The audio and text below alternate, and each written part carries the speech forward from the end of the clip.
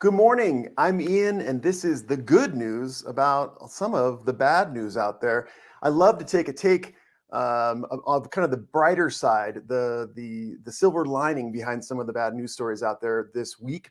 So we're going to be talking about today this new Truth social media platform by President Trump. There's been kind of an interesting development that took place yesterday. There was a big hack. So we're going to be talking about that, and also all the news about this new Facebook whistleblower who was just brought to light last, I think, Thursday.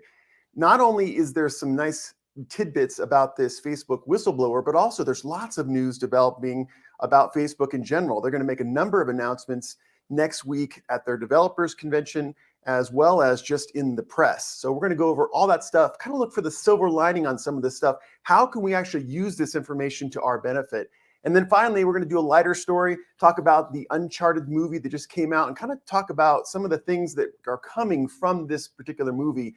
I predict it's going to be a blockbuster, and it may change the way we consume social media and video games in the future. First, I would like to set up our first discussion point, and that's that new President Trump Truth Social. So we're going to watch this video by, I think it's by Jesse. Did Jesse do this one? Yeah. This one is... Let's see, I want to make sure I got the right thing. Yeah, Jesse Dollemore did this one. And we're going to play it real quick so that we get a little bit of a setup for this new Truth Social story. Here we go. Follow the truth. Truth Social. By the way, truth is all capitalized. Truth Social is America's big tent social media platform that encourages an open, free, and honest global conversation without discriminating against political ideology. Free.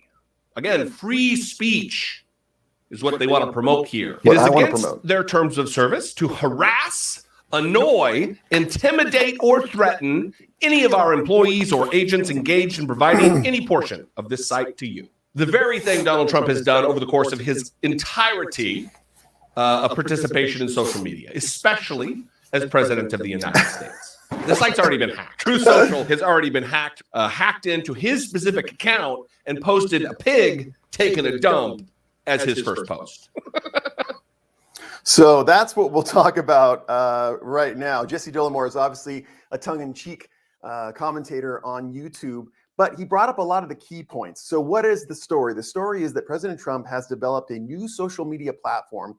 It's going to be called Truth Social, and it's going to be Twitter-like. It's going to be, I guess, kind of post to post when it comes to video or audio, make a comment, kind of like Twitter.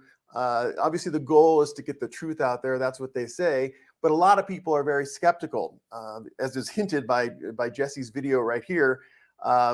He thinks that President Trump is being disingenuous by coming up with this Truth Social. He's saying on one hand, you know, he's been very harassing in his Twitter comments during his presidency. And then on the other hand, he's doing this Truth Social, which has in its terms and conditions this rule that there's no harassment allowed. Well, there's another hypocrisy, maybe, out there that we can learn from and kind of take the bright side of this particular story. And that has to do with the terms and conditions. I spent some time going through those terms and conditions, and I wanted to highlight that for you.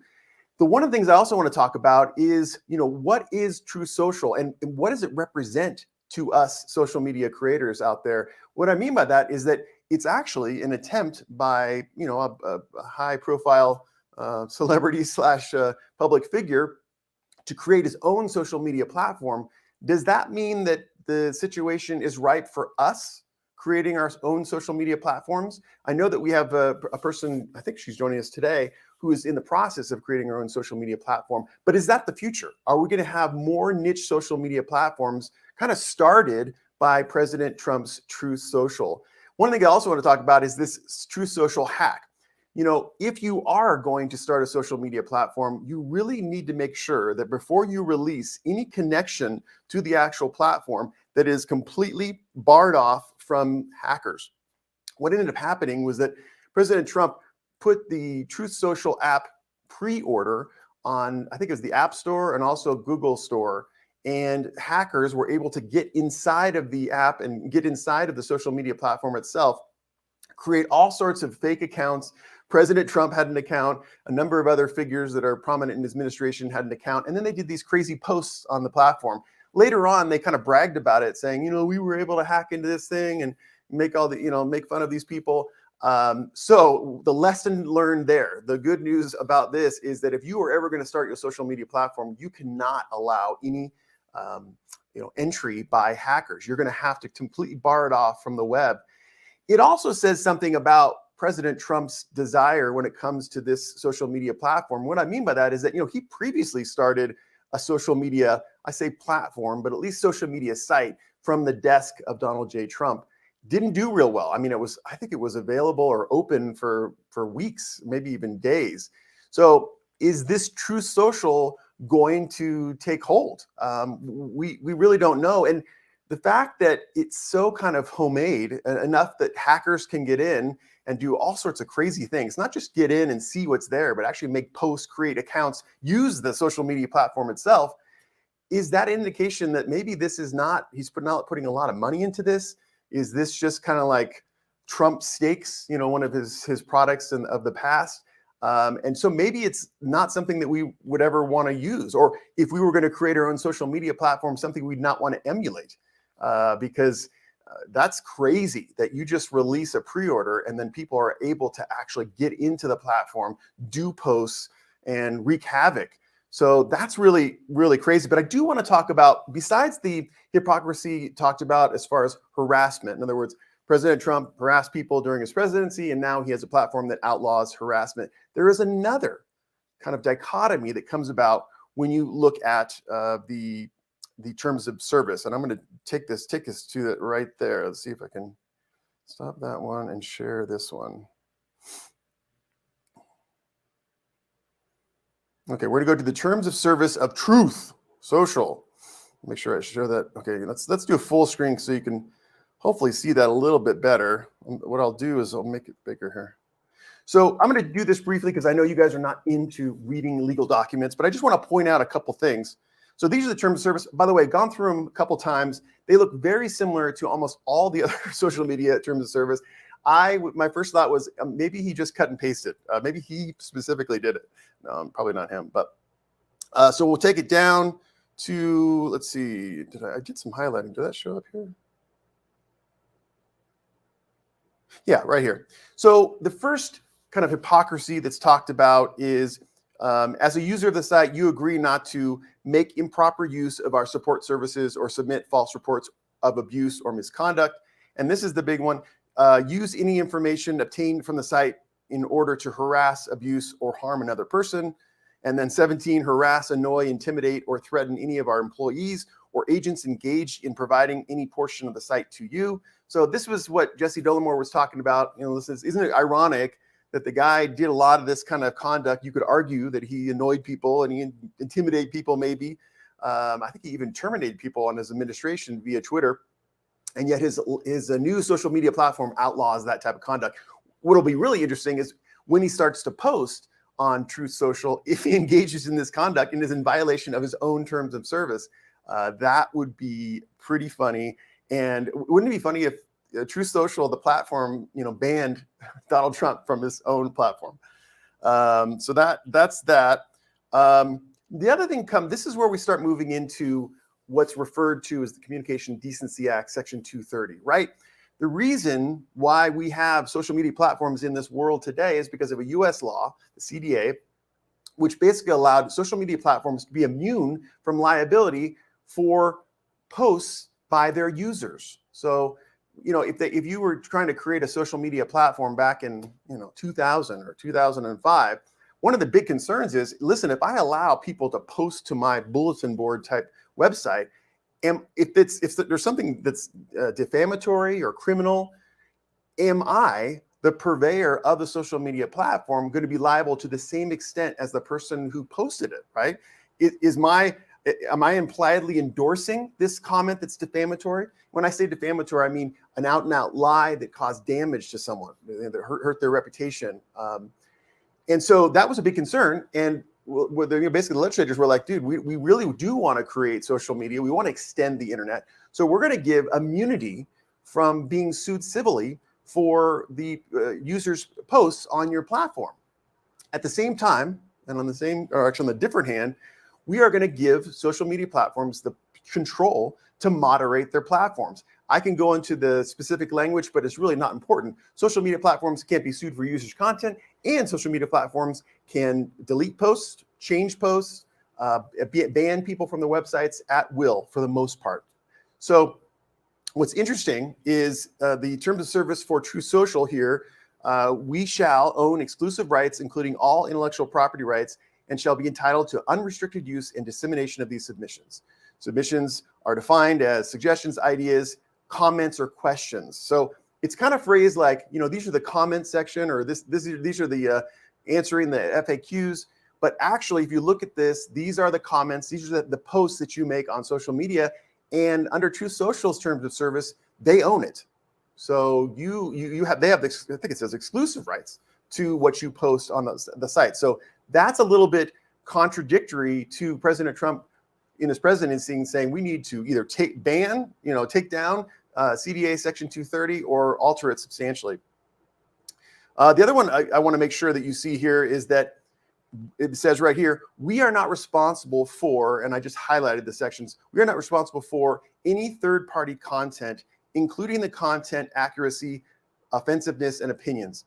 So what this is this is basically a restatement of Section 230, which is they're not going to be held responsible civilly.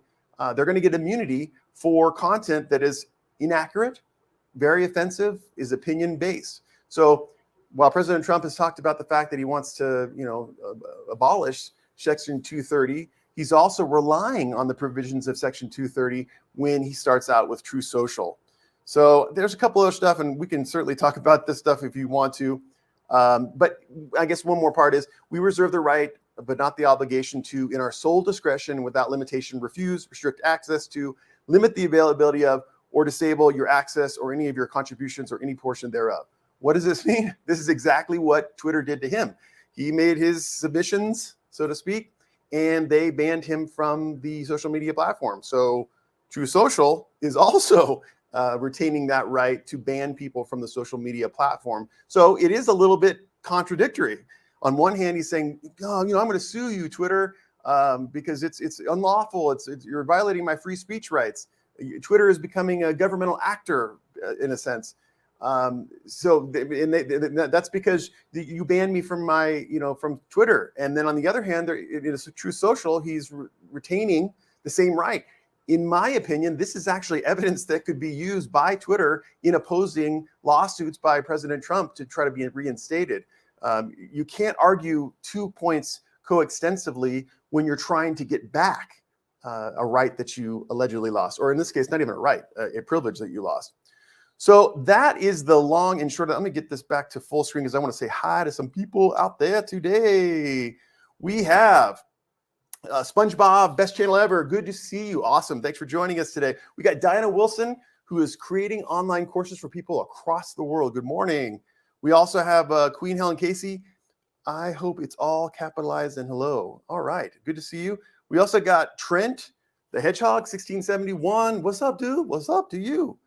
And then we have Kim Leeming. Good morning. Looking forward to you digging in today's topic. Thanks, Ian. Well, I'm really excited about the topics today. I just love kind of learning from these stories. What is the bright side? What is the silver lining? That's what we're going to get into. Oh, we got Meet Kevin discussion. Oh, I love this. Let's see. We got Tayfan2. Meet Kevin explains what a SPAC is and how it works. Very interesting. Non-stock traders need to understand the process. That is awesome that Meet Kevin, he's one of my favorite YouTubers out there. By the way, I think I was the first to come out with a SPAC video. If you want to dig into my videos at Ian Corzine on YouTube, you can find that I did a SPAC video too. Really interesting concept. I don't know that they're going to survive because people are getting wary of the fact that you're investing and they have 2 years to find a company to acquire or to merge with. So I don't know, but it's certainly an amazing way to catapult a great concept, great corporate concept into publicly traded company. So that's awesome. Let's see, we got Kim Leeming. How do you block hackers from a new social media platform? Is just to ban people from the website as it happens, or do you know some kind of AI that can do this? Well, I'm not aware of any AI that can do that. However, I have started I have a separate business. We do legal document preparation. And how we created the site is we did it on a computer that was completely clean. In other words, no connections to the internet. It sounds kind of funny. It sounds kind of old school.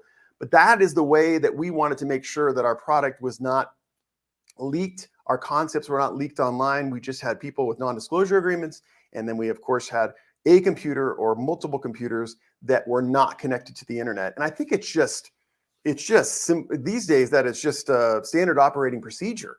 You know that hackers are out there. And if you are President Trump, not Ian Corzine, you're President Trump, you got to know that there are people gunning for you. And I don't know, just people, political people, high profile people, and hackers, right? You're a billionaire. So they're always looking for opportunities to be able to capitalize, to be able to make headlines or be able to extract money from you. So you got, that's one thing that makes me a little bit hesitant about this Truth Social. I mean, if I participate, is my information going to be hacked? If this guy is so wealthy and I guess sophisticated in social media, how does he create a platform that within minutes of its being released, it is hacked? That's scary. It's also scary about what people do these days. Let's see. We got Diana Wilson. I love the idea of alternative platforms. The only primary platforms I use right now are YouTube and LinkedIn. I would love more platforms to choose from. And that is the good news about this story. I totally agree with that. The good news is that people out there are creating alternative social media platforms. It is becoming more pervasive. It is becoming easier. And I think that is the future. I used to think that maybe Facebook groups or some common platform like that, maybe a WhatsApp group, those were the future. We'd all get together in our niches and we would isolate ourselves. We'd post only to the people that were involved in the group. Well, maybe that's not right. Maybe what it is that people are starting to create niche social media platforms. So if you're into woodworking, you're going to have your own social media platform. It reminds me of Nextdoor, which is that popular app that people have across the world, where you're able to interact with your locals. I mean, not only people just in kind of your broad neighborhood, but people in your actual development. You're able to talk back and forth with, make posts, do kind of Twitter-like things. It is great. It feels good to be able to interact with people that are facing the same circumstances you are. So that's the good news about this Truth Social, if it can actually work. Because the hack was kind of bad. Let's see. Yeah, it's funny. Queen Helen Casey, Jack Dorsey probably having a meltdown right now. I think he is. Although, you know what? Maybe he's okay. The guy is so set financially, and he's also moving really into that cryptocurrency thing. I think he's really excited about that. Maybe not. We got Shlomo Mueller, School of Big History, which I'd love to check out that channel. I'm going to do that after this. Are there any explicit protections of free speech on the platform? I'm worried it'll just be a place for conservatives instead of true Wild West of social media platforms. Well, I absolutely think you're right. Listen, if I were a betting person, I would certainly say that it's probably going to be conservative. It reminds me of Parler, and I know a lot of these social media platforms, especially like Rumble, they don't want to be pigeonholed. They want the YouTube thing, where YouTube kind of has perceived it's kind of a neutrality in the social media atmosphere. And so I don't know. See, I think a lot of people, I know I do, and I know a lot of people that are here today don't want echo chambers. They actually want a place for diverse discussion of different ideas, exposure to different viewpoints, which is exactly what I want. So that's another hesitancy about Truth Social. They certainly, he didn't call it conservative social or labeled it politically. He did talk about truth, and truth is not something that the left or the right can claim as their own. It's a universal concept. So I don't know. It says here, any explicit protection of free speech on the platform. Well, the free speech protections are as they exist for Facebook, social media. I mean, you got to understand, Facebook, YouTube, and the other social media, they're also persons under the law too that have free speech rights. That's how they're defending a lot of these lawsuits. So free speech on Truth Social is going to be the same free speech on YouTube. It's just based on CDA Section 230, and basically that means that Truth Social has the same power to ban, to terminate to disallow people to access their posts as Twitter does. So, all right, we got Arc Angle here. We need clear rules regarding social media companies. I think that is another silver lining that comes from this story. And certainly it's going to come from the next story we're going to talk about, which is the Facebook new whistleblower issue. But I do think we need that. And I'm hoping that, these new whistleblowers are not just people that are funded by other interests, because we can talk about that right now about Frances Haugen. I mean, I think there's some issues there I want to bring up. I'm hoping that these people are genuine and that there will be genuine discourse to allow us to get better laws for social media. I don't want more laws necessarily. I don't want more regulation necessarily, but I think that Arc Angle, he really hit upon it when he says we need clear rules. Sometimes the issue is not the rules themselves, it's clarity. So I really agree with that comment. All right, let me see here. We got Shlomo.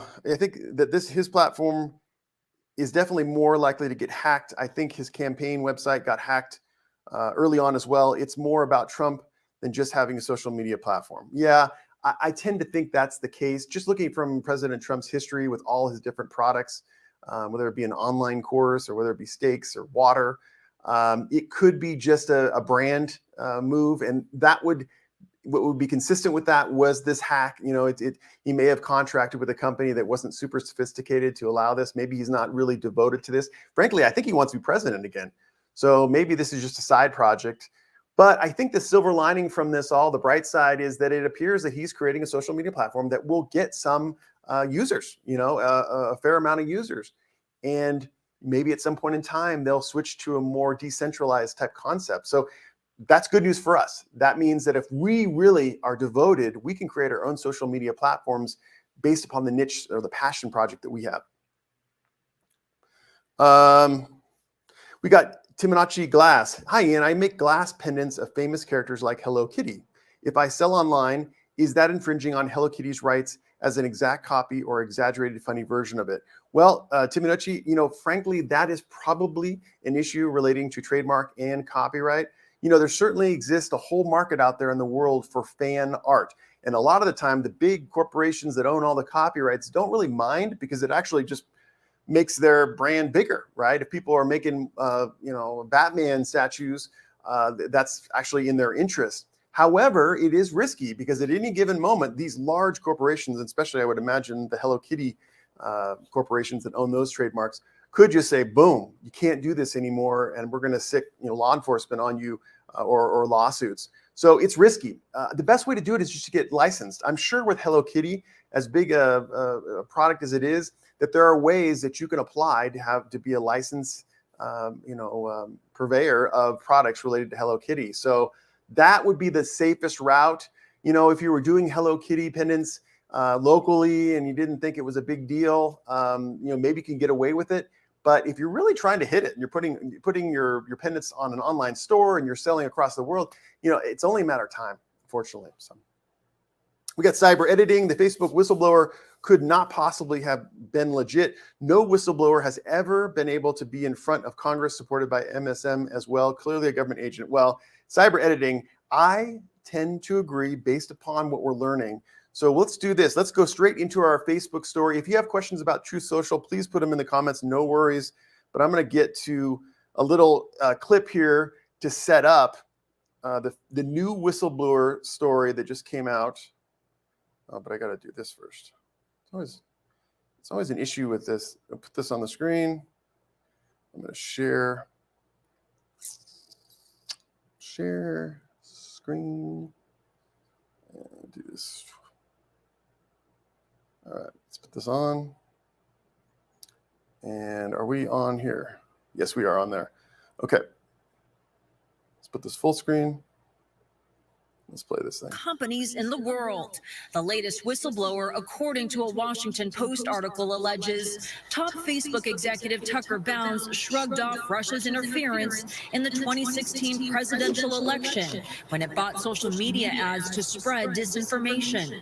The whistleblower says Bounds said, quote, "It will be a flash in the pan, and then in a few weeks they will move on to something else. Meanwhile, we are printing money in the basement, and we are fine." Facebook's products harm children, stoke division, and weaken our democracy. I'm going to pause it right there because I want to key upon what was said right there, and that is this Facebook executive was described by this new whistleblower, who we don't know his or her name at this stage. We probably will this coming week.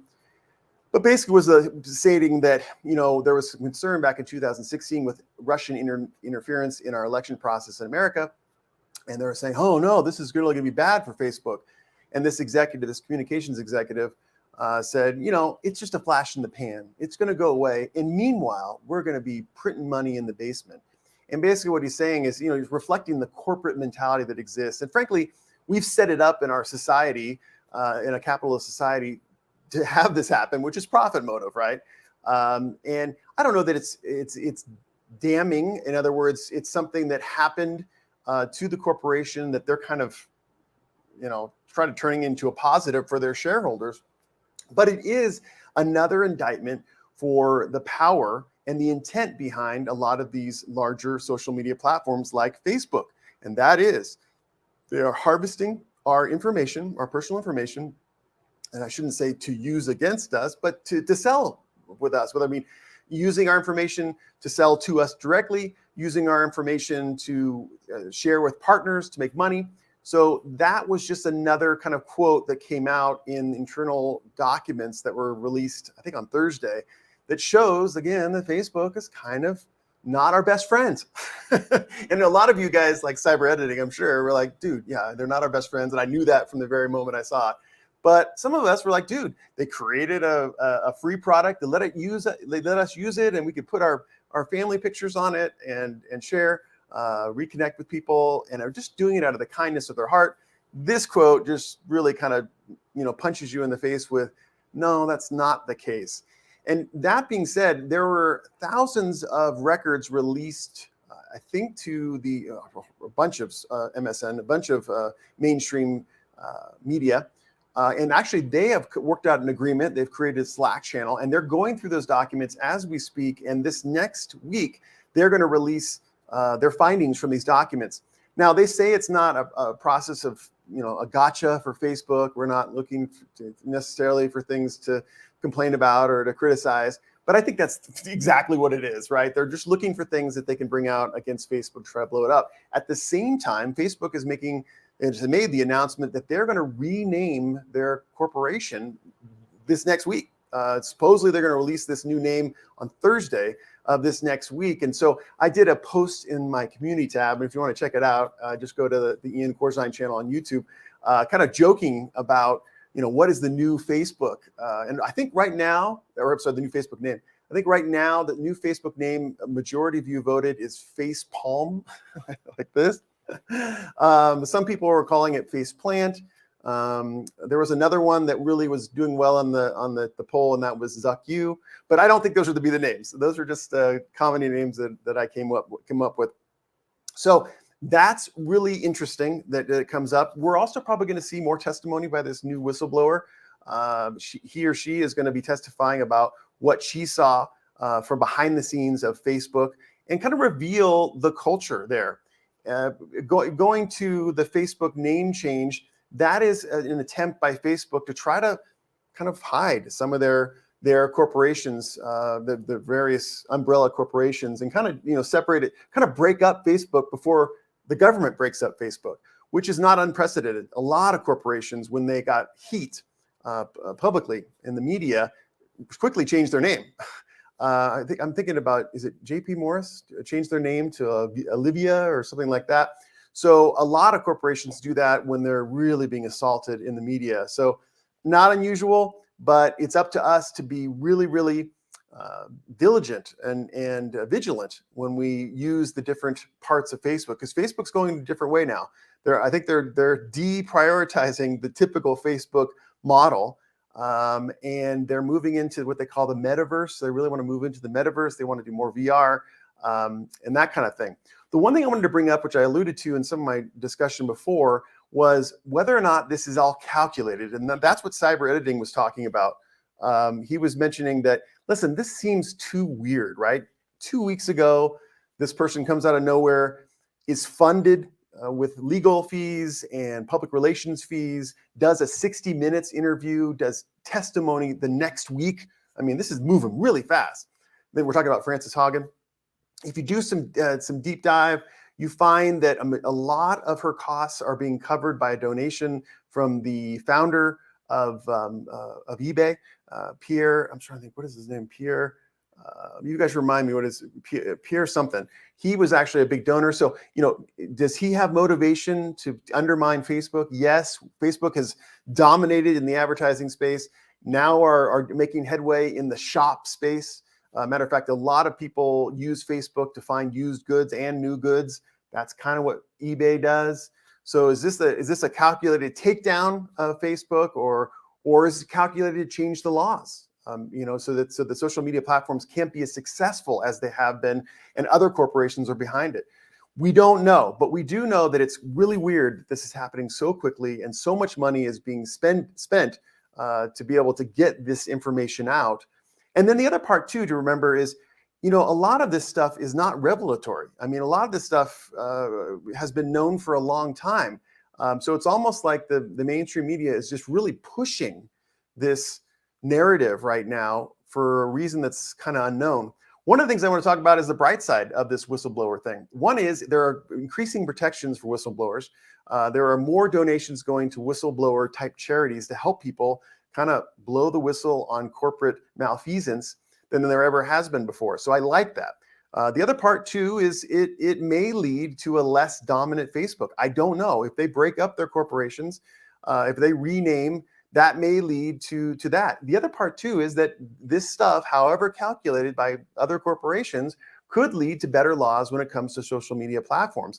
Revisions of CDA 230, some marketing laws, some FTC laws, maybe some room in the market for some competition for smaller businesses or people like ourselves trying to compete with our own social media platforms. So there's a lot that I think is valuable, a lot of good news in this new whistleblower issue, and I'm actually kind of excited about it. So let me turn to some comments right now because they're popping in. I want to make sure I address them. Okay. Terry Neal says, I sure if you aren't conservative and are for the left, as anyone will not be censored, banned, and any conversation will be welcome.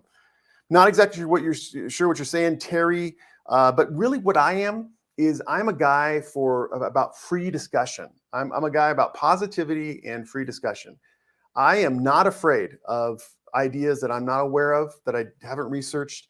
I'm actually wanting them because I really want to speak accurately, and I don't want to be hypocritical. Those are two of my big mantras as far as through daily life: speaking accurately and not being hypocritical. So I feel like if I get some exposure to left ideas, if I get exposure to alt-right ideas, that's great.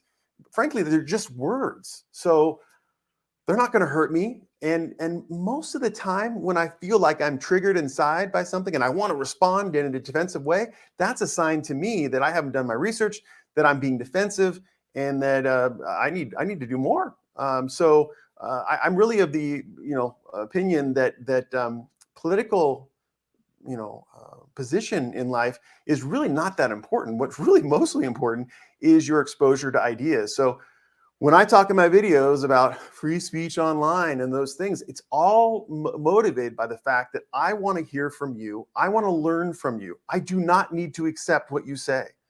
There's absolutely no intent in my mind to accept what people say to me, but I want to hear it. My God, I've learned so much from people who don't have the life experience I have, and my heart is opened as a result. So that's my position, Terry.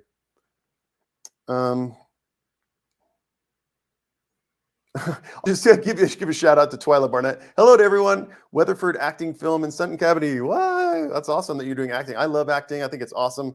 I've always thought it'd be cool to be an actor. Sam Lancaster. So they won't reform 230. So Trump is playing their game. Don't see the point. Well, Sam, I see your point, which is awesome. And that is, isn't it weird that a guy that complains and says we should ban Section 230, I could probably find the news article very quickly about him wanting to ban Section 230. And his reason for that is, gosh darn it, the social media platforms are censoring, I think he said, conservative voices. So we shouldn't have it. We should disallow social media platforms from having that moderation function. And in the same token, he's creating another Twitter, which has the same protections, the same terms of service written in it. In fact, they're actually even more draconian, as we saw. If you arrive a little bit later, we went through the terms of service. They're actually a little bit more strict. They connote that your submissions are their intellectual property. So they're even more strict than some of the social media platforms. So how can you argue CDA 230 should be repealed on one hand, and at the same time say, yeah, I'm going to take advantage of CD 230? And then the other argument is, okay, well, what is he supposed to do? I mean, he's not the president anymore. He's not a legislator. He can't do anything about CDA 230 right now. And it is what it is. So might as well take advantage of it. Maybe, but it just doesn't, the optics aren't good. So I really appreciate what you're saying, Sam. I really do. I think it's absolutely the primary point, super concise. Yeah. Queen Helen Casey says, that's because the government owns Facebook. I found a video about it. Yeah. Well, you've heard that. What was it? Jen Psaki was saying that she was given direction to Facebook. I think it was Facebook about some of the posts. I believe that I don't know that that's like technically true or directly true, but certainly the government has a lot of power over the social media platforms, and it's borne out by those documents that are coming out. There is a quid pro quo going there. So I don't know if it's Jen on the phone to Mark saying, take that post down, but it's kind of like, hey, do you guys want further protection against this? We really didn't like this story. And that's kind of what a lot of those billionaires are doing when I think one of the biggest first steps when you become a billionaire is to buy a large mainstream media outlet so you can control the narrative. Thinking about Jeff Bezos and the Washington Post. I'm thinking about Fox. A lot of these people who are become billionaires, they want this because they want to control the narrative of themselves and other stories that they care about. So, it could be true. Kevin Hawthorne, good morning. Good morning, Kevin. Good to see you. We got Freedom Unchained. I love that name. A post on your own feed isn't harassment. Agreed. Not going on someone else's feed and posting there would be. People need to understand the difference. So, yeah, I mean, I think that I do think that, I know that from my experience as a lawyer for over 20 years, the First Amendment protects harassment. It protects hate speech because way back when the Constitution was being written, the thought was that we need the ability to challenge the ideas of the mainstream, of the government, of the people who are in power. So it's I don't know if I shouldn't say it's new. The social media platforms, a lot of them are adopting the thought process that they don't want speech that harms. That's kind of out of their playbook. This is harmful communication. Well, then you argue, what is harmful? Certainly a portion of communication can be harmful and banned by the First Amendment. And that's where you speech that incites imminent harm to people, physical harm. That's something that is actually not protected by the First Amendment. But everything else besides that is. So it is weird how we have social media platforms talking about harm and saying we don't want to engage in harmful speech, but that's not the law. It really isn't. So I kind of get what Freedom Unchained is talking about. We got a Arc Angle. The big problem is similar to New York Post article about Hunter Biden. Yeah, true. MSN is also something that needs accountability to be checked. Yes. That's so funny. Way back when the press was getting power in our society, that was the big deal. It was kind of the fourth part of the government, a check and balance. Always digging, always asking questions to try to get to the truth. And what's really interesting in the past 10 years or so is that because of corporate interests, because of lots of money, and because of social media and the internet, right? before there was a gatekeeper to you being a journalist, right? You had to go to journalism school and you had to work for a paper and make your way to the next paper and blah, blah, blah, or a radio station or news station. But now any of us can be journalists. We see something on the side of the road, we film it, boom, we're a journalist. So what's ended up happening now is the media platforms are competing for clicks, right? They're competing with us. There's only so much attention span that we have. And so now they got to be more provocative, and now they got to be more opinionated. And that's what's happened in the past 10, 20 years. So, yeah, so we do need the mainstream media to do more checks of these stories that are coming out about the social media platforms. Insane McLean, hey, insane in the brain. Let's see this one. Sam Lancaster, the left has been brainwashing the sheep who don't do their own research. They fear a social media that actually shows what is really happening, so they attack any other platform not towing the line. Yep, I can see that. Archangel says that's the thing. It's a private company with big community and can't be compared to a church or particular shop that threatens people selectively. Yep. Through all our discussions about freedom of speech online, and we need to honor the First Amendment, we do have to understand that corporations are protected by the First Amendment too. They actually have free speech rights too. Reminds me of copyright law.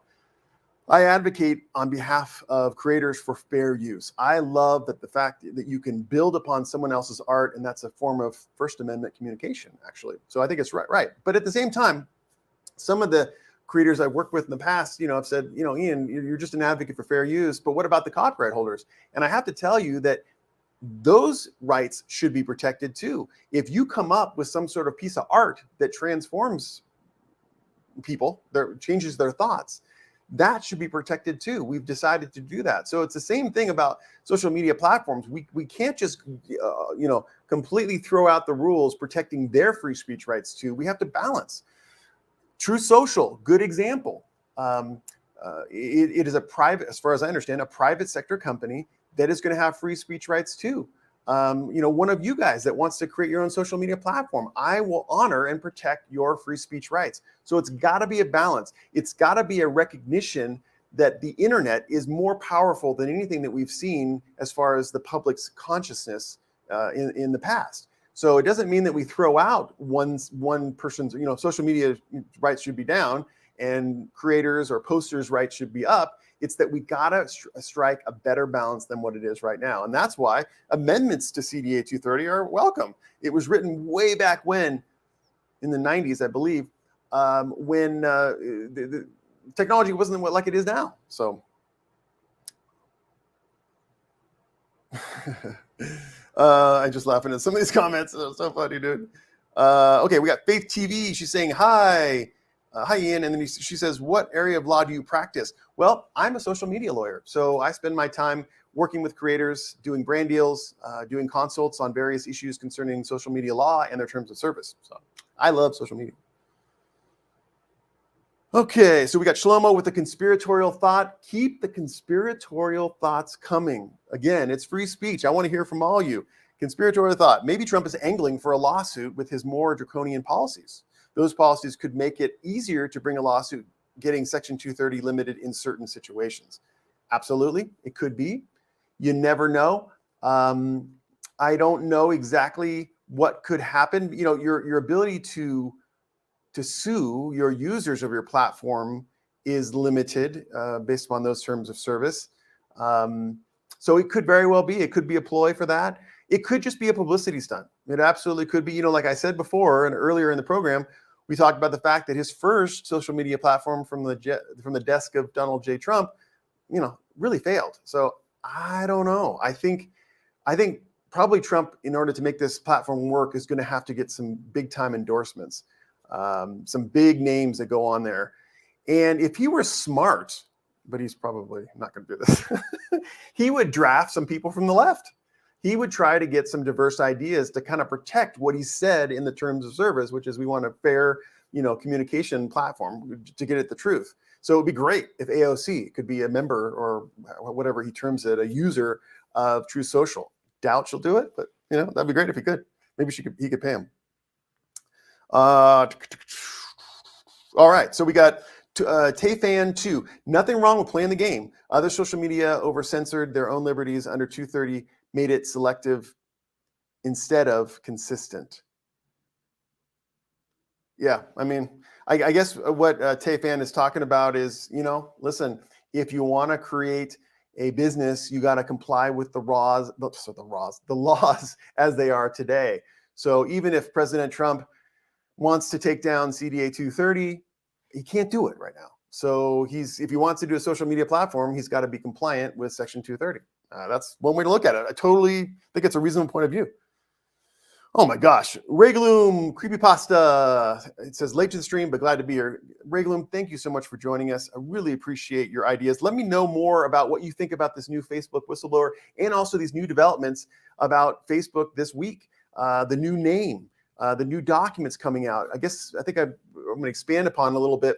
I think it's CNN, Reuters, Fox. They have come together in a coalition to analyze thousands of pages of Facebook leaked documents. I think it came out on Thursday, and they're spending the weekend. They're working overtime to come up. And in my opinion, I think the right word is come up with stories about Facebook this week. They are banned from publishing these stories until tomorrow. Until Monday. So predict this week to see a lot of Facebook stories. It's interesting. I was reading an article, I think it was in the Washington Post or the New York Times, where they say, don't expect these stories to be revelatory. And that is kind of what we talked about before, which is, we kind of know that Facebook is in the business of taking our personal information and making money off of it. We kind of know that Facebook has a big profit motive and they're making, I think, billions of dollars. So, unless there's just something way past that, malicious, we're probably going to see a lot of the same stuff. But I think the most interesting part about next week won't be so much the stories that come out on the various mainstream media, but will be that name, the name change. What does that mean? Is that going to be like literally Facebook, the app we use, is that going to continue to be named Facebook? Or is that app that we use could have a changed name? Or are all the companies that are under the umbrella of Facebook, are we going through name changes there? So it will be very interesting to see where they go with this. It's actually a very savvy strategy by, I think it's Mark Zuckerberg, to be able to kind of break down or break up his multimedia conglomerate before the legislators of America have a chance to break it up themselves. It's kind of like, it's a good defense. If they ever come back with them with an antitrust lawsuit, they say, you know what? Google should be broken up. Facebook should be broken up. Mark's like, dude, I already broke it up. And I got to tell you, that may work. Having looked through antitrust law, the Sherman Antitrust Act, having kind of dealt with it in my career, it is pretty freaking ambiguous and broad. I mean, it's like, is there a monopoly? Demonstrate a monopoly. And there's not a lot of case law because each corporation is different. So it will be interesting to see what this name change is. It's up to us to make sure we're diligent to follow these companies so that we don't fall victim. Also, I'm a big metaverse fan. You're like, you do know that metaverse is Facebook, right? Let's see. Yeah, we got Arc Angle saying here, censorship and selective propaganda is a terrible way to create a mob mentality that's bad for generations to come. Arc Angle, I could not agree more. Let's get those ideas out there. Let's not hate on people with different ideas than ours. The best part about ideas is that you can listen to them and in your head go, that doesn't make any sense. Or you can go, never thought of that. It's wonderful to be able to have this control over ideas. So you don't need to fight about it. Just welcome this, welcome words. Sticks and stones don't break your bones. So it makes sense if Trump is a pro-Russian double agent by communism. And that's another thing.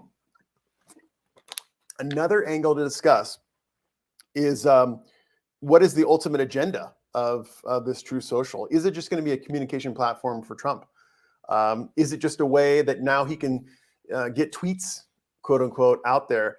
What's been interesting about the mainstream media is they, as much as I think they didn't like President Trump, I think they miss him because I don't know if you remember, but when he was president, I want to say at least every day, if not 2 to 3 times a day, there was another news story about President Trump. It must have been awesome.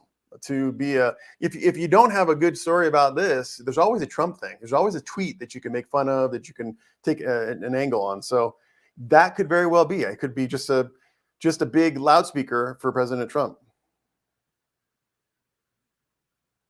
And the anti-grooming whistleblower seems to coincide with that. Yeah, that is another thing that we got to be aware of too, is when the whistleblower statute came out way back when, I want to say in the 70s, late 70s, it was actually, everyone was looking at it as a good thing. They're like, dude, all right, now we have people that are inside that are protected from corporations if they reveal fraudulent, horrible conduct by corporations.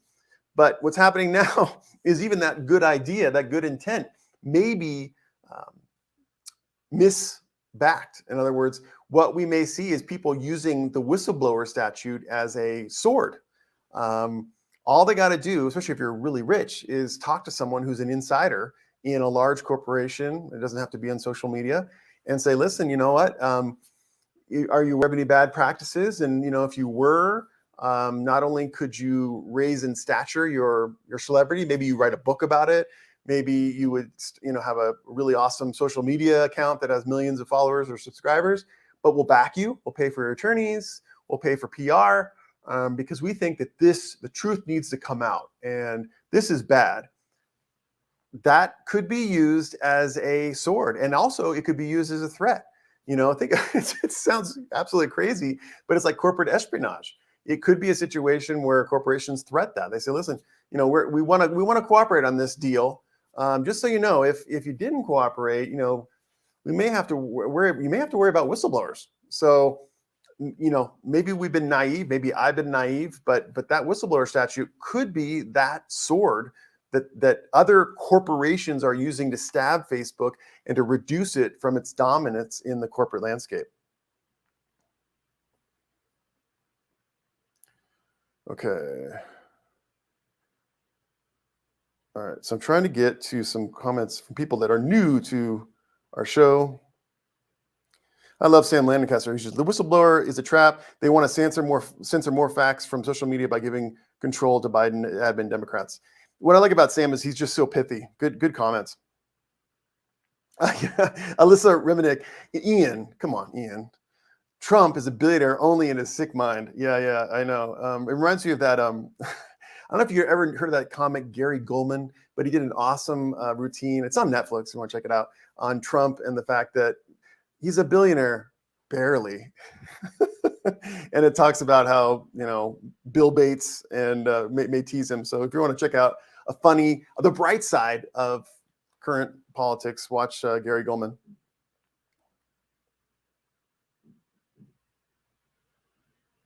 We've got Brown Barrett here today. My neighbor Facebook banned me from my conservative ideas. Also, my neighbor, she posted a video that someone put cat poop in her purse. I think a lot of people say they were banned to feel important. Yeah, I think it's a badge of honor for sure. I think a lot of people are taking it as a badge of honor. Thinking of a lot of the voices that we've heard, Brett Weinstein and Alex Berenson, people like that who have been banned from Twitter. They walk around and say, just so you know, I've been banned from Twitter. That's how provocative I am. So yeah, I hope you're okay though. It says banned you from Facebook. Hopefully not other social media platforms. I mean, I'm going to go out there and say, is Facebook super relevant anymore? I mean, right now, I don't know if you read the articles, but Facebook owns Instagram, and Instagram has been working so hard advertising. I mean, can you imagine a social media platform advertising, trying to get younger users into Instagram right now? They're fighting. They've been spending since 2019 millions and millions of dollars to attract teens, young people to their platform. They even announced an Instagram Kids that was shut down because it was a big publicity failure. But I don't want to cast shade on Facebook, but I mean, where is that becoming relevant? I mean, most people I know haven't posted Facebook in a long time. I have a Facebook group, but it's just there to help people understand social media law. So I don't know. Maybe hope you're okay on that.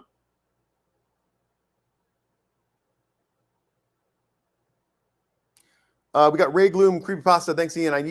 I think I need to learn more. I like to be well researched before I start seeing too much stuff. I hate to be the guy who just assumes things and speaks subjectively. Absolutely. You and me are buddies, Ray Gloom. I do too. And I do it too often. I make too many assumptions. And luckily my wife calls me out on that, which is awesome. But yeah, we need to do more research. So what I'm trying to do is get in the habit of when I hear that headline, I look into it. I go to DuckDuckGo. I try to find sources that are unbiased, do the research. And guess what? Once I know the research, I don't necessarily have to broadcast about it. I don't have to talk about it. I know this, but Ian's great. He researched this and knows the true facts. No, I keep it to myself and I use it as to be better informed about the passion projects that I have. So yeah, that's the goal. Let's keep ourselves humble. Let's keep ourselves honest. Let's keep ourselves doing the research and not rejecting initially ideas that are different or scary than we've been exposed to. Sam Lancaster says TMTC is up 4% of the market. I think he's referring, and Sam, correct me, please. This is the corporation that partnered with Trump to create True Social. So yeah, I think they blew up for sure. That would have been a good investment if you want to support that.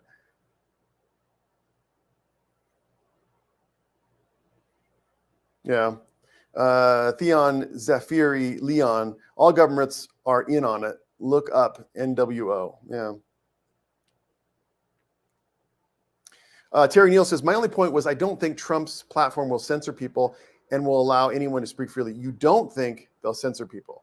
I don't know, Terry. It's right there in the terms of service. We talked about it earlier on the show. If you want to check out maybe in the first 10 minutes or something of the show, we talked about the terms of service. We went through them specifically, and they specifically own your content that you post and can take it down or block access from you. So I don't know. It's really interesting. That'll be really interesting to see if Truth Social, backs up what they say, and that is that we're going to be the place for truth. Are they going to allow more leftist, liberal, progressive, whatever ideas on the platform? If they start censoring that stuff, it's within their right, as we all know from CDA 230 and what happened with Twitter. But that's really contradictory to what they say about the platform, and certainly contradictory to the arguments that President Trump makes in court and has made in the past. So stay tuned. It's going to be a fun watch. Oh, shoot. This is the thing about StreamYard. It's so hard to keep up on that comment. There's so many good comments. I just want to talk about all these things.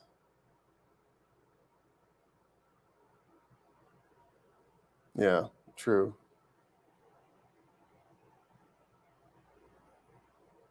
Let's see here. The Zoe Family Channel. Welcome, Zoe Family Channel. I'm glad you're here. I'm just checking out the comments. Trump 2024, I guess. So the Zoe family is a Trump supporter. Only 36 watching. No, wait, 35. I'm done with see ya in November when the right to take the White House. Okay. Yeah. Yeah. So I guess the Zoe family is saying there's not much. Maybe they're construing our talk as being anti-Trump. I don't think it is. We're just talking about Truth Social, but welcome when you came. Oh, by the way, if you get a chance, give me a thumbs up on this video so that we can move it up the ranks and get it watched by more people. I love that you're here, and I love talking with you, and it's so awesome if you can give a thumbs up for the video.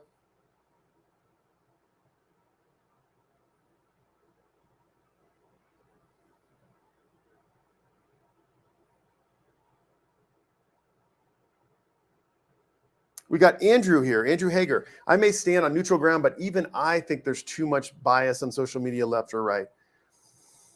Yeah, and so the reason why that is because of me and you, right? We can't get mad at anyone else for the bias. We are too defensive of our own ideas. We have a certain worldview, and we don't want anything to change it. Let's start now. They talk about the fact that our food supply right now is in jeopardy. A lot of it's synthetic. A lot of it's not healthy for animals and humans. What's the remedy? Well, we can take a stand and require people to properly grow food, to maybe use organic food. And the same is true with respect to social media. Yeah, it's too biased. It's too combative. It's too violent. Okay, it starts with you. It starts with me. And so that's our job. So when we do our social media platforms, when we do our posts, let's leave room. Let's certainly express our personalities. You can be snarky, whatever you want to, but let's leave room for others' viewpoints. So let's do it right now. Let's commit. And while I can tell you that, little Ian or Andrew might not make a whole lot of change in a short while, but if we all start to do it, maybe we will get a change. I don't know. I like this comment from Archangel.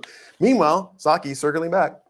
There was that recent video too of her where she had a hot mic and she didn't know she was on it, of course, and she was just kind of belittling her own positions in front of the journalists. So yeah, and I'm not criticizing her. It happens, right? You're told. I mean, think about it. She's a soldier. She's told to represent this viewpoint. And that's irregardless of her own beliefs. Reminds me of being a lawyer, a litigator for 20 years. Listen, I had to go into court and make representations that were true, but maybe were against what I would have done in the situation. So, yeah. The Sim Architect. Good to see you, Sim Architect. I stopped using Facebook frequently when they started charging to show my posts to my followers. Yeah, that's an actual really good profit issue there. Facebook has gotten too greedy. It's very evident on Facebook itself, very evident on Instagram. It's pay to play.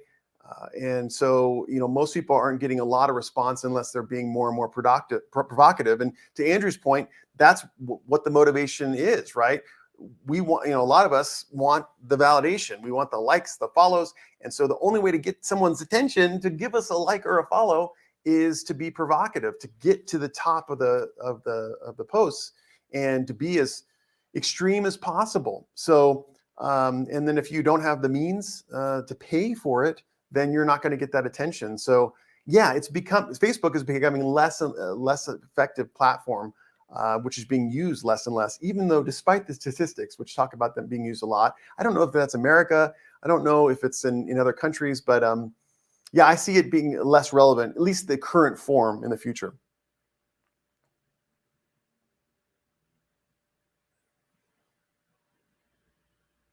Yeah, that's another thing too. Another thing we can do. Alyssa talks about the fact that in 2016, when I saw political ads on my Facebook account, I deleted them. You can respond to ads. I've done that before, where you just click on the X and say, "Don't show these anymore." That's another way to be able to express your opinion that social media should be neutral. Yeah, and Theon Zafri Leon says also the propaganda, if internalized, can be perceived as an infestation. True. And that's why you got to know your principles before you speak. You got to know what you're talking about. Let's see here. Sorry, I'm really behind. Faith TV. Don't know if this is a relevant question for this, but what can be done about the massive increase in provocative posts on IG? I could be reading about soap and someone posts their stuff. Faith, love you. Yeah, I know. Well, there's no more down button there. I think that you're going to have to not follow the people who may do these things. Yes, that is so true. I swear to God, I think you could check on my Instagram account, but I think I follow like 6 people. And really a lot of it's just because of that. Because it's not just the people that you follow, it's the ads that show up with the people you follow. So yeah, I totally agree. I think the only thing is to limit the amount of people you follow to people that you trust, to not do ads like that, to not do provocative posts like that, and that to just not to ever feed into that. A lot of times we get tempted to feed into it. I know that I have. You're watching, just TikTok or something like that, and then there's a provocative post, and you read it again, you let it rewind, and you see it again. Okay, that's telling the algorithm that you want to see more of that, and that people want to see more of that. So don't engage. If you believe that food is grown with chemicals, and you don't want food to be grown with chemicals, then you only frequent the stores that don't provide you with food with chemicals. Short of you getting on a soapbox, creating a social media platform, creating a social media account, and speaking out about these things, that's what we can do on a day-to-day basis. Sim Architect, without peer-to-peer and a system that is a core designed to not have censorship, there will always be censorship for one reason or another at some point. Well, I think, Sim, you're right. It's certainly been the history of 200,000 years of humanity. There's been censorship. There's been people that say, don't you say that. So I think our goal, though, is to be evolved humans and to be more tolerant of new ideas. So, yeah, there will always be dangers. There will always be crimes. But our jobs as citizens and as people that just want to be decent people are to stop crimes, or to not get in situations where crimes are created, to create programs or systems that don't encourage the crimes being committed. So when it comes to censorship, America, way back when, 200 and something years ago, really had a great idea about encoding freedom of expression into Americans' lives. Most countries don't have that. Most countries don't have that foundational principle. Shouldn't they honor it? I'm thinking about Canada, thinking about Australia. They honor it, but America was almost founded upon it. So we have to work hard to try to keep that going, and so allow that free expression of ideas. Andrew Hager says, speaking as a centrist who leans slightly to the left, I've been seeing way too much bias against social media, left and right. Yeah, I mean, it's true. Marilyn Monroe says, why do you like DuckDuckGo, Ian? I like it because it's a hedge. There's the thought out there that Google really uses your searches as a means to not only provide you with more products that they think you should buy, but also to learn more information about you, to kind of put together their portfolio on you, Marilyn Monroe's. Whereas DuckDuckGo purportedly, and I will say that legal word that we use often the time, does not track you with that information. Their only goal is to sell you, is to put ads on the social media search. So I feel also like I have access to greater amounts on the internet with DuckDuckGo. Sometimes, you can do the test yourself. You can type in a provocative subject in Google, look at what are the results, and then type that exact same wording, that exact keyword into DuckDuckGo and compare the results. And then you can make your decision. So my primary search platform is DuckDuckGo because I feel like I get a better neutral response to my searches than I do with Google.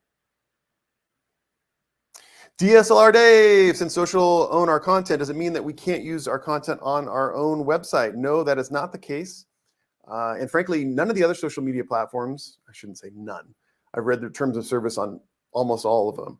But majority of them, especially YouTube, Twitter, Facebook, Instagram, Telegram, whatever, they view your content is being licensed to them. Now, of course, their license is broad. They can do anything they want, include marketing with their content you post, but it's a license.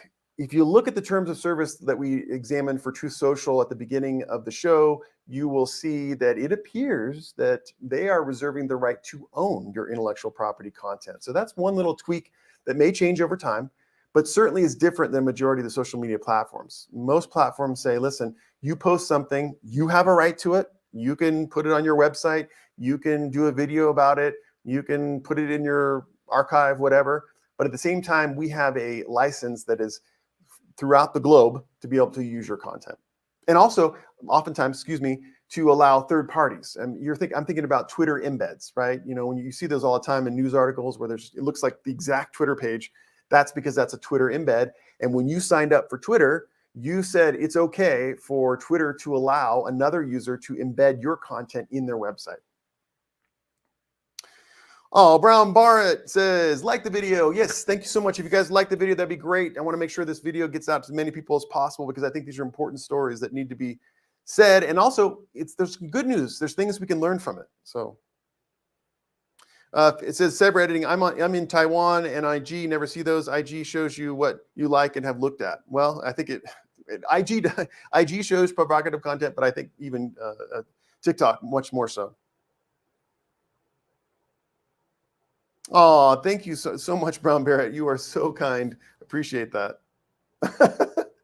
Oh, look at that. The actual Truth Social account on YouTube has appeared in our in our discussion. Trump rules. All right, well, we'll see. Kim Leeming, if you want to keep our social media website only about pets and ban any talk about politics, would that be considered censorship? Don't want to ban either side of politics, just politics as a whole. Well, under CDA Section 230, you have the ability as a social media platform to ban content that is otherwise objectionable. There's no definition for that in the statute, and there's not much definition in precedent either. So the answer to the question is yes. The problem becomes, and I'm sure even a smaller platform is going to face this, is the sheer amount of content that comes in the platform it's impossible. I mean, especially if you're an upstart platform. I mean, how many employees do you have? 1 or 3? There's no way you're going to be able to control, and I don't want to be negative, but it's very difficult to control the content you comes in.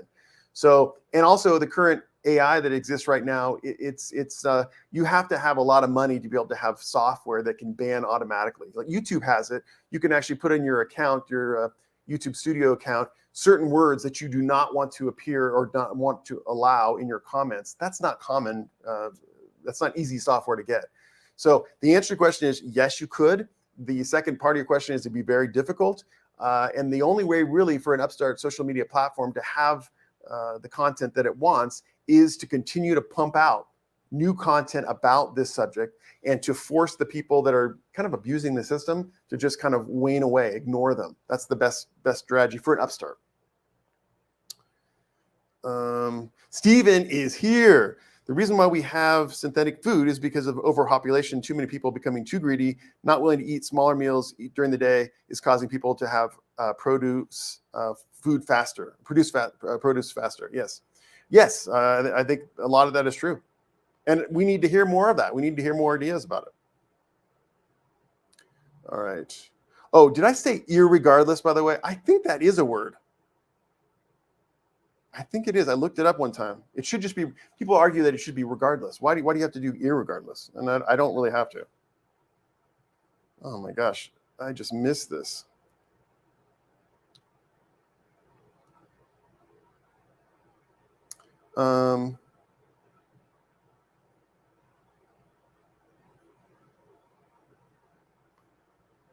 Okay, Stephen and Sim Architect, it's okay. Let's exchange our ideas.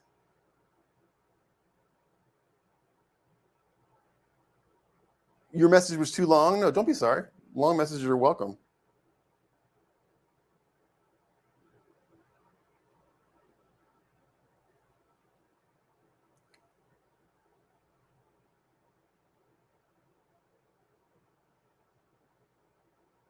Okay. Faith TV calling me out. I think I said irregardless.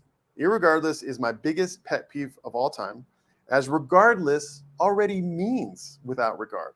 Sorry, Ian, had to let that one out. Well, listen, anytime I use words that are words that are your pet peeve, please let me know in the comments. That's absolutely right. But one question that has to be answered, so I'm clear, and again, this is not a defensive statement, but is irregardless an actual word? Regardless about the fact that it's superfluous to regardless, is it a word? Because I'd like to know that.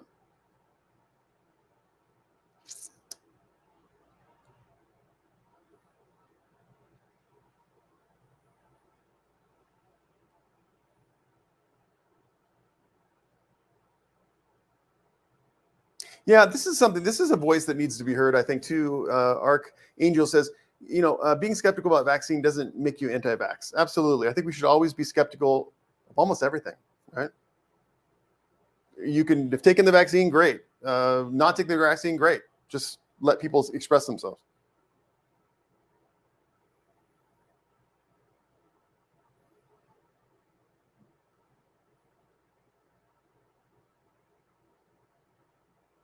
All right, so I'm going to just respond to Tim Minachi here. Okay, can I legally make and sell canvas art with pictures off the shelf like Nike shoes? And could I do the same with Nikes? I customize by hydro dipping my glass designs. I love hydro dipping, on which Nike is cool. It's kind of hard to exactly tell. By the way, I see that your glass is amazing, FYI. If you are doing a glass that is transforming the Nike logo, then there's an argument that it's fair use. The problem is that argument goes down because there's the part of the analysis, the last factor of fair use factors, is whether or not you're using this for a commercial purpose. So you're using the Nike logo to make a lot of money yourself. So don't know exactly what the circumstances are of your business, but it would lead me to conclude that you are trying to commercialize Nike, and Nike has the sole right to do that. So it would be risky.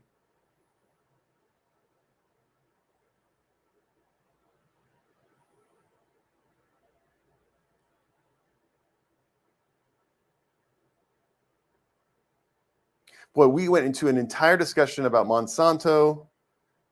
Okay. We got Vivica Hess JD here. Regardless, this is really good stuff. Every Saturday morning, join us. We'd love to have you. I love Shlomo. It is a word. Chill, people. All right. So for the internet out there, the word irregardless can be used, but it is arguable if it is a valid use of the word because it means the same thing as regardless. And by the way, Faith TV, I totally agree with you. For a while there, it was my pet peeve and I was calling people out. And then I used it today. So I feel like Donald Trump. On one hand, I say CDA 230 should be taken down. On the other hand, I'm creating True Social, which is utilizing Section 230. So you're totally right. Oh, shoot, dude. Oh my gosh, I totally created a vegan conversation. That's okay. We don't need to worry about that one. All right. Sim Architect is still happy despite the nature of the discussion.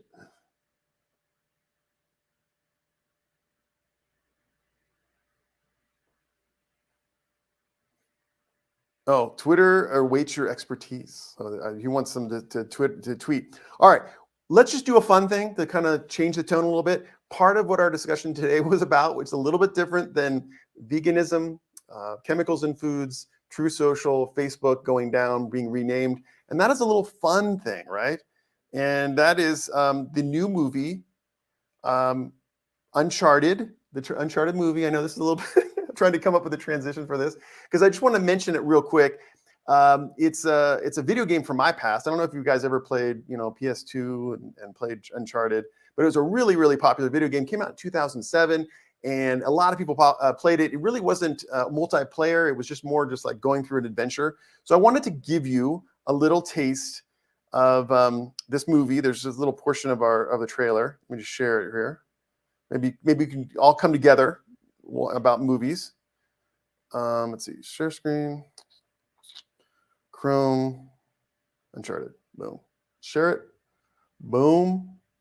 And then the worst part about StreamYard now is it shows that screen. So I have to make a full screen. And then I do this. All right. So, let's cool some tensions down. New movie just is coming out. And that's what this movie is. The story, uncharted. The action, uncharted. The locations are uncharted. The characters? So the characters are maybe a little bit charted because they're based on an incredibly popular video game franchise. Oh, so just a little charted. Yeah. I play Nathan Drake. He's resourceful, witty, great with a riddle, lives for adventure, and he's the greatest treasure hunter of all time. I play Sully, Nathan's older, wiser, and far more handsome mentor. Well, older, yeah. But really, it's the two of them working together. They just work. Could you move any slower? In Uncharted, Nate and Sully go to the world's most incredible location. You should see some of the places we traveled to. It's a massive globe-trotting adventure. We're hunting down ancient treasures. Sully!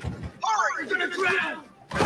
It's gonna take a longer than I'd like it. Which leads to some pretty insane stunts, like when you hit me in the face today with that sword. All right, so we're just talking about Uncharted real quick. So it's a movie that's coming out very soon. And what's the remarkable thing about it is that it came from a video game called Uncharted, started in 2007, and has had many, many different episodes after that. For people who don't play video games, just want to be real brief, kind of an action adventure, can be first person, can be third person, and it's a fun game to play. The point of this whole discussion is what is kind of the thing we can learn from this movie, and that is that us creators out there, us coders out there, us programmers out there who create a video game or a concept that takes root in our society could also now be doing multimedia. People in the old days say, I'm going to create this video game and people are going to play it. And I'm going to get money paid at the App Store and I'm going to have a successful business. But they didn't really think about the books, the action figures, the podcast, and the mainstream movie that might come out. So what I wanted to say is we're kind of moving to this area now where kind of ideas are the currency. It's kind of less about the structure, about your knowledge about coding and those kinds of things. these days, we can work with people from around the world to be able to make our ideas come to play and broadcast. But we can't be just thinking about the small thing. You know, Kim thinking about starting a social media platform. Well, let's think more. What could that be as a YouTube channel? What could that be as a podcast? What could that be as a documentary or a book? You have to create this plan for your content. One of the things that's super exciting about the world right now is that never has there been a time where ideas were more powerful than the past. And what's wonderful about that too is that that's why we need to protect these ideas. This movie, maybe you might think it's goofy, but this movie is symbolizing the fact that when ideas are created and take root, they can be monetized. They can add value to people's lives, and we're no longer constrained by the gatekeepers. I created a video game. I would never think that Hollywood would be interested. I created a social media platform about pets. I would never think that it could turn into a book, or it could turn into its own website or something like that. So the positive, the bright side to this part of our society now is that ideas are powerful. So I wanted to kind of encourage you guys all to honor your ideas and to broaden your perspective. Your idea could be huge. All right. We talked about Timonacci Glass. He's doing glass structures. Well, Timonacci, that could be a platform. That could be a discussion group. That could be way more, bigger than you're thinking. And sometimes those strategies down the line actually are more profitable than your original concept.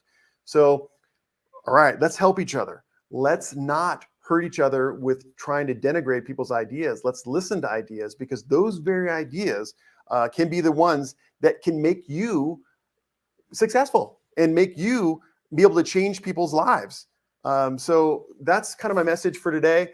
We talked about True Social. We talked about the new whistleblower Facebook. It's going to be interesting to see what Facebook is going to be called in the next week. And then we also talked about the power of ideas that comes from that Uncharted video game. My name is Ian. We talk about the good news from the bad news, and I'll see you here at 8 a.m. next Saturday.